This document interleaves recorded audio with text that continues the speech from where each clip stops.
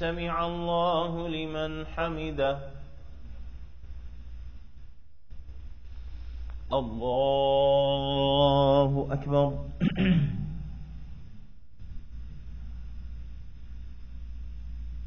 الله أكبر الله أكبر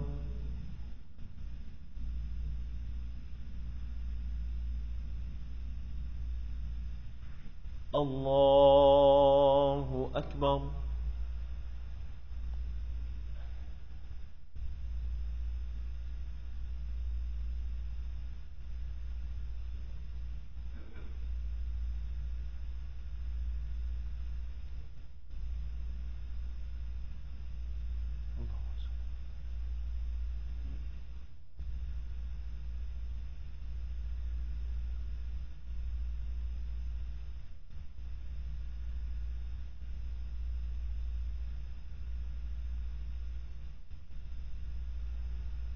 السلام عليكم ورحمة الله السلام عليكم ورحمة الله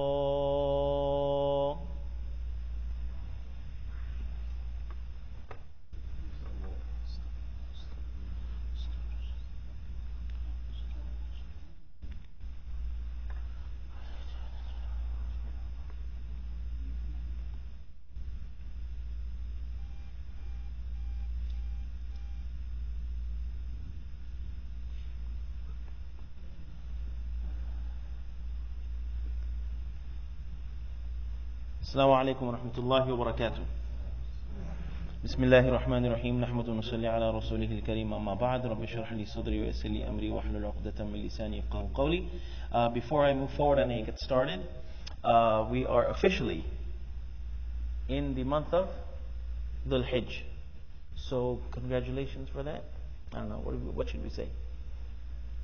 Happy Hajj, Happy Dhul Hajj. Or, well, alhamdulillah, we have now entered the blessed and holy days of Dhul Hajj.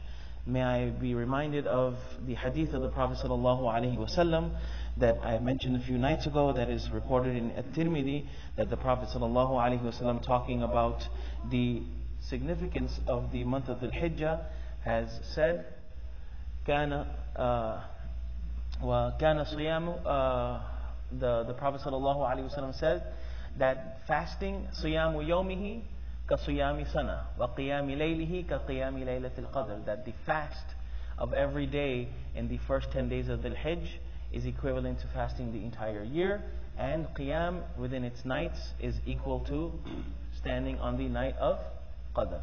Another thing that the Prophet ﷺ has encouraged is the dhikr of Allah subhanahu wa ta'ala. Sahaba are mentioned, it is mentioned about the Sahaba that as soon as Dhul Hajj would start, the Sahaba would keep themselves busy in the takbir, Allahu Akbar, La ilaha illallah, Allahu Akbar, walillahi alhamd. So constantly keep the mention of that on our tongues and be focused on getting close to Allah subhanahu wa ta'ala. Since we are now in the month of Dhul Hijj, therefore Salatul Eid is going to be on Friday. Not this Friday, but next Friday, inshaAllah. Now moving forward, one of the deeds that is exclusive to the month of Dhul Hijj is the act of Qurbani. I mentioned yesterday the significance of Qurbani, the virtues of Qurbani, and also we went into the issue of cutting the hair and the nails during the first 10 days of Dhul Hijj. The fact that Qurbani, the concept of sacrificing an animal for the sake of Allah subhanahu wa ta'ala, is a concept that is in every single religion. It is also something that is customary amongst the pagans for whoever they sacrifice in whoever's name, al-iyadu billah. And the virtues of Qurbani stand. Moving forward, as far as the Qurbani is concerned, the Qurbani itself, it is a commemoration of the sacrifice of Ibrahim alayhi salam. And I'm not going to get into the entire story of Ibrahim alayhi salam's vision, his command from Allah subhanahu wa ta'ala to sacrifice his son. But in general, the act of qurbani, of sacrificing an animal on the day of Nahar, this is something that is meant to commemorate and relive and remind ourselves of the dedication and commitment of Ibrahim alayhi salam and his son Ismail alayhi salam to fulfill the wish and the command of Allah subhanahu wa ta'ala. Okay? This commemorates that. Now, talking about the will of Allah subhanahu wa ta'ala, okay? The will and wish of Allah subhanahu wa ta'ala to commemorate the act of Ibrahim alayhi salam, it only comes in the form of sacrificing the animal. That is the will of Allah subhanahu wa ta'ala. It's not about the meat, but it is about the actual act of sacrificing an animal for Ibrahim alayhi salam. So you can't go to Restaurant Depot and buy a lamb and then give it out, right? Or go buy a goat from. This halaqah is not endorsed by Restaurant Depot. Okay, so it's not about going and buying meat, but it's actually about sacrificing an animal for the sake of Allah subhanahu wa ta'ala. People from other faiths and also people within our faith, they make this objection that, oh, all of these animals are being slaughtered when that money could be spent on social development or helping the poor. Oh, you've heard the saying of it, give a man a fish, right? So give a man a goat, feed him for a week. Teach him how to raise cattle, feed him for a lifetime.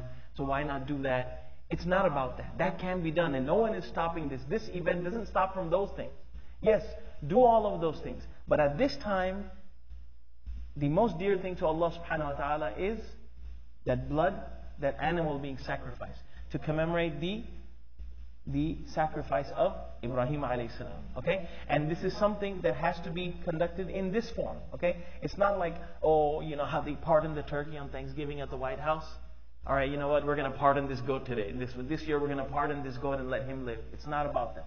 It's about fulfilling the will and wish of Allah subhanahu wa ta'ala, and it's also not about giving money as well. It's about the act of sacrifice. Okay? Now, qurbani. Is it necessary? Okay? There are two opinions based on the understanding of various ahadith. The first opinion that it is not obligatory, it is not wajib, and that is the opinion of Imam Malik rahimahullah in one narration, Imam Shafi'i rahimahullah, and Imam Ahmad bin Hanbal. However, with that being said, all three camps say that it is a highly emphasized sunnah, and it is extremely disliked to bypass doing the qurbani without any valid excuse or financial constraint. Okay? And this opinion is based off the saying of the Prophet ﷺ, in which the Prophet ﷺ has said that when the first 10 days come and you intend, to do qurbani, don't take your hair, don't cut your hair or your nails. The hadith that we mentioned from last night. So those who intend to, this implies that there is a choice. There is another hadith by Jabir radiallahu anhu in which after the Prophet ﷺ led the Eid Salah, after the Prophet ﷺ was getting down from the pulpit, the Prophet ﷺ's qurbani was brought to him, and the Prophet ﷺ, as he was slaughtering, he said, Bismillah, Allahu Akbar, Allahumma hada anni wa amman lam yudaha min ummati. This is on my behalf and on behalf of everyone who has not offered sacrifice from my ummah. Again, the understanding from this is that it implies that it is a choice. That's why there will be people who also don't sacrifice. Camp number two, the camp of Abu Hanifa rahimahullah and Imam Malik rahimahullah, in one riwayah mentions that it is an obligation. The Prophet sallallahu alaihi wasallam has said, Ya ayyuhan nas, ala kulli ahli baytin, fi kulli amin udhiyya wa atira, hal tadruna mal atira, hiya allati tusammunaha rajabiyya. The Prophet sallallahu alaihi wasallam has explicitly said that, O people, ala kulli ahli bayt. Ala, the word ala implies that something is compulsory. On every household, on every year there is an udhiyah, And then the other issue of atira, which has been mentioned, which is not the place and time for that right now. Also, the Prophet ﷺ has said, "Man kana lahu sa'a wa lam yudahi fala yaqrubanna musallana." Whoever has the capacity and does not offer sacrifice, don't come to the Eid prayer. فَلَا يَقْرُبَنَّ مُصَلَّنَا. Don't even come close to the musalla. So this implies that it is an obligation. It is an obligation. Now, what are the conditions? What are the conditions of it becoming obligatory in this particular camp? So first of all, the person has to be someone who is qadir, someone who is capable. Okay, someone who is a zakat payer. Okay, someone who is financially capable, and that is mentioned specifically that if a person falls under the category of a zakat payer, then that person, and upon every mature, that's also another condition, that they have to offer qurbani. Okay, there's also the condition that a person should not be traveling as well. Okay, and a person should have access to the qurbani. If a person finds himself in a place where, hey, there's no goats, there's no sheep, for whatever the reason there is, which is highly unlikely given the World Wide Web, okay, that in that situation a person does not have to. Now, does a person actually have to slaughter? Well, there's two ways of doing it. Yeah. You don't have a credit card? Give me a credit card. You got a credit card? Yeah, you'll get it back. I need a Visa card, okay?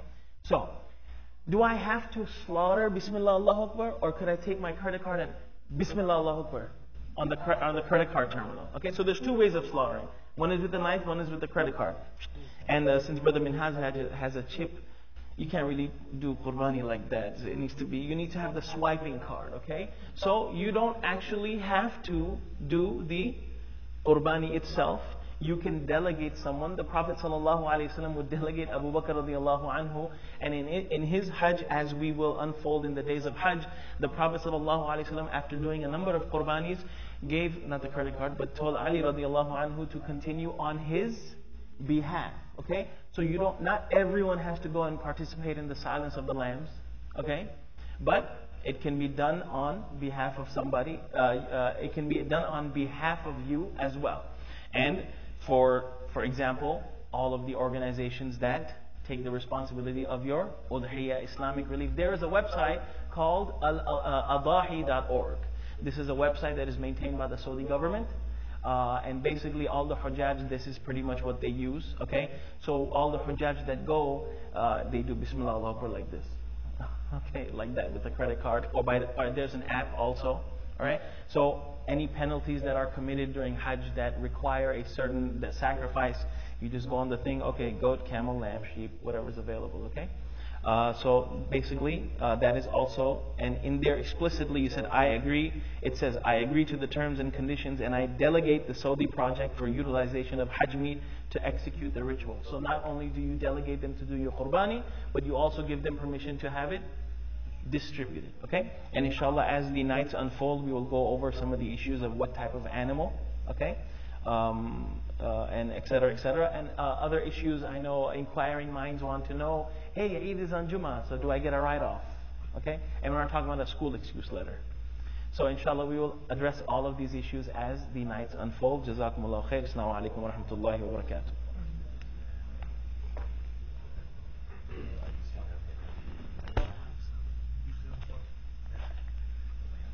Assalamu alaikum wa rahmatullahi wa barakatuh. As you know, this Friday is family night inshallah, and also since the Eid is announced on Friday, there will be two Eid prayers. First one is going to be at 7:30. Second one led by Imam Abdul Rahman Bashir. Next one is going to be at 9:30, led by our Mufti Nauman. And also our community member, Brother Salim's mother is in hospital, so in critical condition, and requested your dua inshallah. Jazakallah khair. Assalamu alaikum wa rahmatullahi wa barakatuh.